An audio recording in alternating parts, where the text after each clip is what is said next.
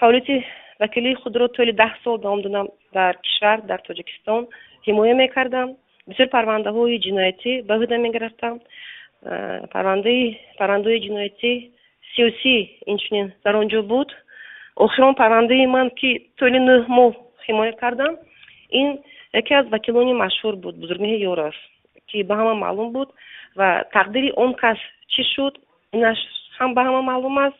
لیکن صد افسوس که من دوام داده نتونستم، یعنی که فعالیت خود را در تاجیکستان دوام داده نتونستم. پورا پرونده هایی که 3 پرونده که در عهده من بود تا آخر برده رسانده نتونستم. بعدا این هم وضعیت بزرگمهر یارف که از روی شویندوی من به وکیل نو پیشنهاد کردن، لیکن اون وکیل بسیار جوان می باشد. وکیلی که پیشنهاد کردن به نزد بزرگمهر یارف رفته گیرینووا کرده است، یعنی که رجعه گرفته است. شما می توانید بگویید که اهل اویلتون وضعشون چه خیلی است حاضر؟ اونا در تاجیکستان هستند یا که اونا با شما هستند؟ نزدیکان من، خویش تباری من در تاجیکستان می باشند.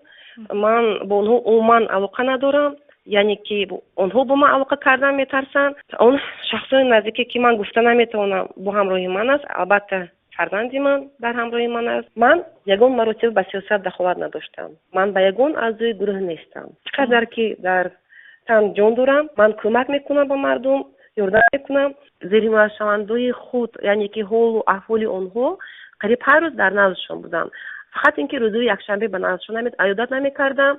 ما چه شب روز کار میکردیم، یعنی که عصبی اون بزرگمهر خود وکیل بود و من بسیار کمک میکرد. با یک جای کار میکردیم.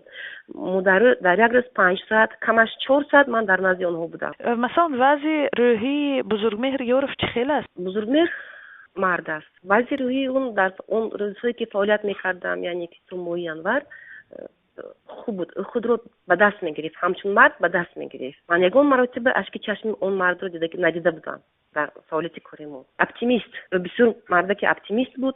او باوری کامل داشت که پرونده او در دایره قانون دیده برآمده می شود.